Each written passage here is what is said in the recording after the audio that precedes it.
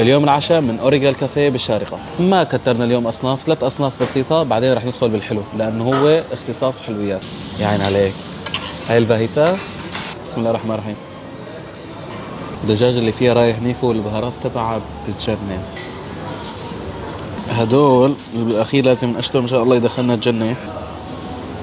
شوفوا لي على اتيكيت شرفة الفطر اللي عندهم، حاطينها جوا صنة. هاي الكافيه تعتبر من الكافيهات الفايف ستار في الإمارات، عندهم 4 فروع في الشارقة وهذا الفرع الجادة. يا الله، وقت هيك بتحفوا المعلقة من تحت وتطلع الخبزة مع الشوربة، يا ويلاه. هلا دور سلطة البوراتا، شوف لي شلون عم تنقسم. لا لا لا لا لا لا لا لا لا لا، طلع على المنظر. الله.